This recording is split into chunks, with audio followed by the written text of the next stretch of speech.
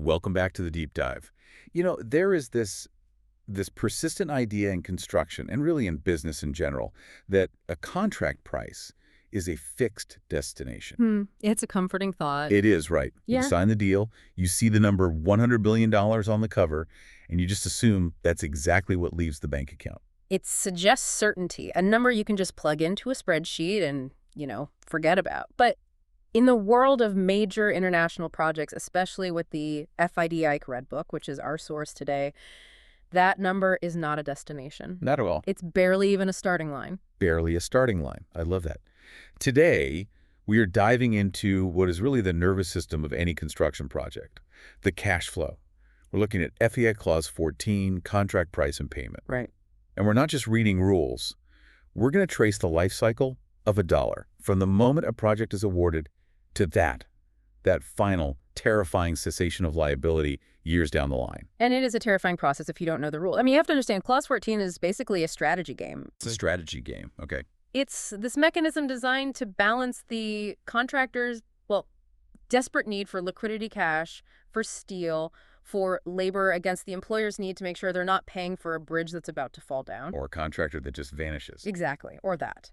So let's just shatter that first illusion right away, this idea of a fixed price. We're looking at the 2017 Red Book and Clause 14.1. It just comes right out and says the contract price is fluid. Fluid is a very polite way of putting it, yeah. Clause 14.1 says the price is the value of the work subject to adjustments. But the real insight, the thing that catches so many people off guard, is in subclause. The Bill of Quantities. The Bill of Quantities. So this is the project's shopping list, right?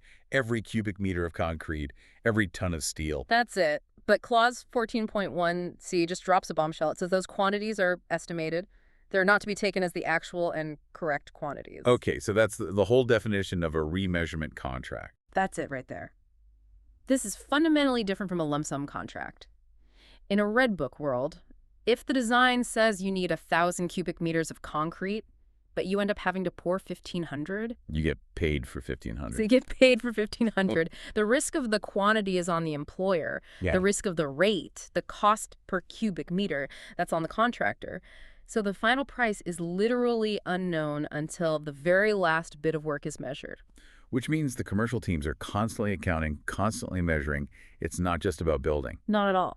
But I saw a trap in 14.1 in paragraph B about taxes. That looks like a headache. A massive one, yes. Clause 14.1b. It puts the burden of all taxes, duties, and fees squarely on the contractor. And this is the crucial part. The price is not adjusted for these unless the actual laws change. So what does that look like when it goes wrong? Well, I've seen it happen. A contractor, new to a country, they forget to factor in a specific import duty on heavy equipment. They bring in their cranes, and customs just hits them with a 15% duty they never budgeted for. And Clause 14.1 says, tough luck, that comes straight out of your profit. So the price is an estimate, and the tax risk is all yours. Okay, let's get into the timeline. The contract is signed. The contractor needs cash immediately for site offices, for staff. This brings us to Clause 14.2, the advance payment. The Kickstarter.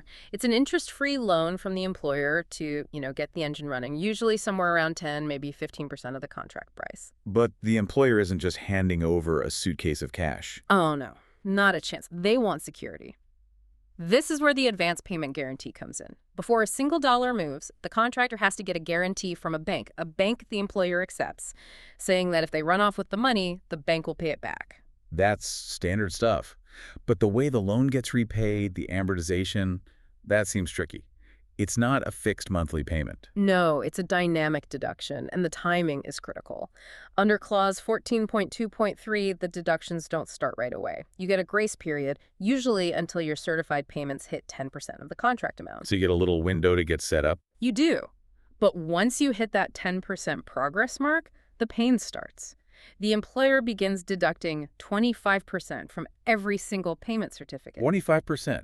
That is a huge chunk of your monthly revenue. It is a cash flow cliff. You go from having this nice cash cushion to suddenly having your income slashed by a quarter. If you haven't modeled that, you can hit a massive liquidity crisis right in the middle of the job. And there's another risk here with the guarantee itself, the expiry date. This part feels like a simple clerical error could just destroy a company. The expiry risk. You've hit it exactly. It's a pure administrative trap.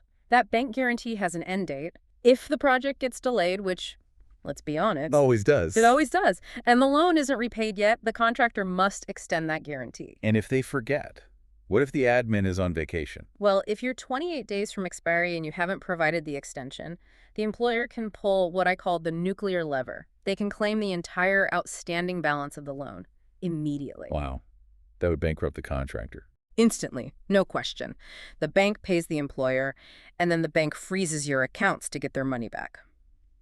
So, managing guarantee dates. It isn't just paperwork, it's existential survival. That is incredibly high stakes. Okay, let's move to the monthly rhythm of the project. Clause 14.3, interim payments. This isn't just sending an invoice, is it? No, not at all. Under FIDIC, it's a statement, and it has to be this comprehensive dossier. The value of work done, sure, but also adjustments, retention, advance repayments, a full financial snapshot. And that goes to the engineer. Now, we talk about the engineer being a neutral arbiter, but under 14.6, they get this dossier and have 28 days to issue a certificate for the amount they, and this is a quote, fairly consider to be due. That word fairly is the absolute pivot point of the whole contract. The engineer is paid by the employer, yes, but in this role, they can't be a puppet. They have to be objective. If the work is done, you certify it. But they also hold the stick. They can withhold payments. And that is their primary leverage. It's how they ensure quality. If the contractor's work is defective, the engineer doesn't just complain. They deduct the cost of fixing it from the next payment. So it basically monetizes compliance. Precisely. You don't submit your paperwork, you don't get your cash. It forces the contractor to be as good at admin as they are at construction. Okay, what about those huge, long lead items? Like a massive turbine for a power plant. It costs millions, it's sitting in a factory somewhere, but it isn't installed. You can't get paid for it yet. Which would be a cash flow disaster for the contractor. You can't float $10 million for 6 months. This is exactly where Clause 14.5, plant and materials, becomes a lifeline. So it lets you get paid for things that aren't part of the final works yet.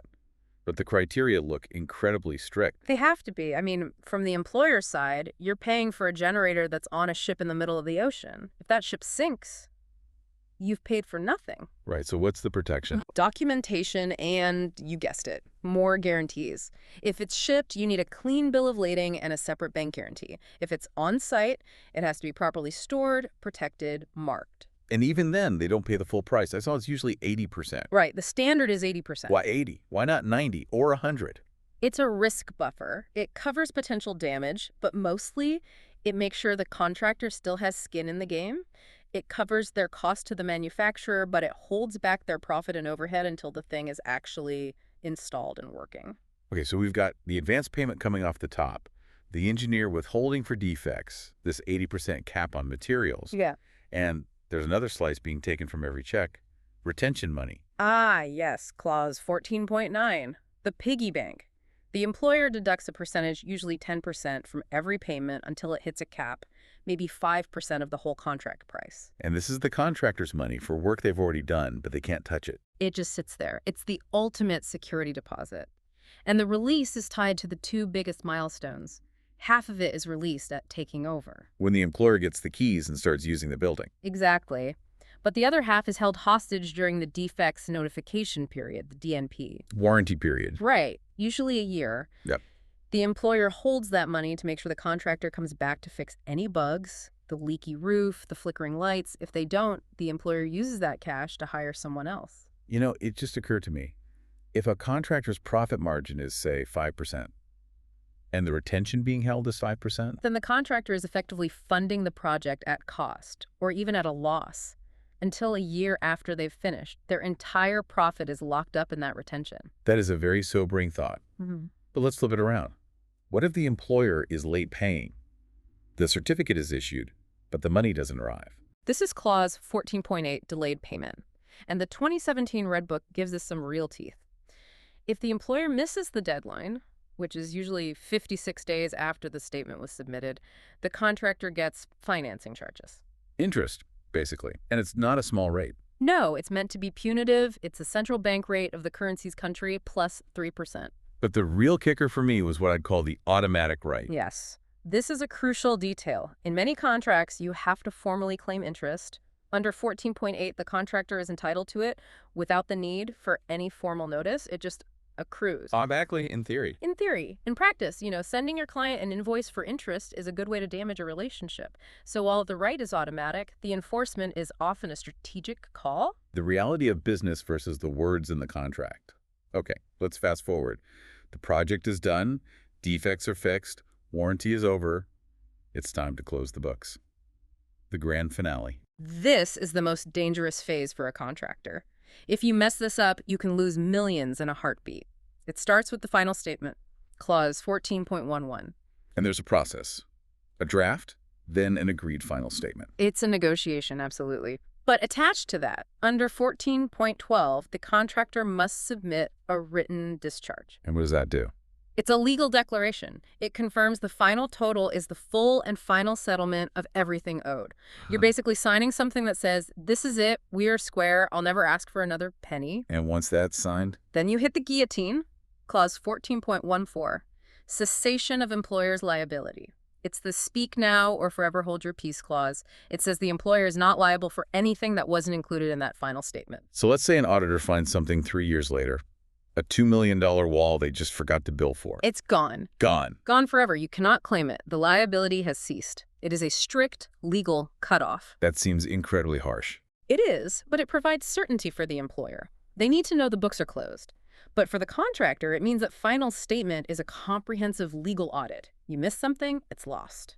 So looking at Clause 14 as a whole, it really is this high-stakes obstacle course, less like a set of payment rules and more like a maze. It is a maze, a rigid timeline of applications, certifications, payments, all designed to balance the contractor's need for cash against the employer's need for security. And it proves that success on these jobs isn't just about good engineering. You can pour the best concrete in the world, but if you miss a guarantee expiry date or sign a faulty discharge, you can wipe out your entire profit. Without a doubt. The commercial manager is just as important as the chief engineer in the FIDIC world. You can't build a skyscraper if you're bankrupt. That's the big takeaway. Administration is as lethal as gravity. And I want to leave our listeners with a final thought on that cessation of liability. We've established how strict it is. The ultimate penalty for a paperwork error. Exactly. But is that actually fair? Does a contract that punishes a simple administrative mistake with million-dollar losses actually serve the industry? Or does it just end up rewarding the side with the better lawyers instead of the side that built the better bridge? That is the $100 million question, isn't it? Are we managing real project risk, or are we just managing bureaucracy? A question for another day. Thank you for guiding us through that maze. It was really eye-opening. My pleasure. Always happy to decode the fine print. And to our listeners, thanks for diving deep with us. Hopefully the next time you see a construction site, you'll think about that invisible flow of cash, keeping it all going.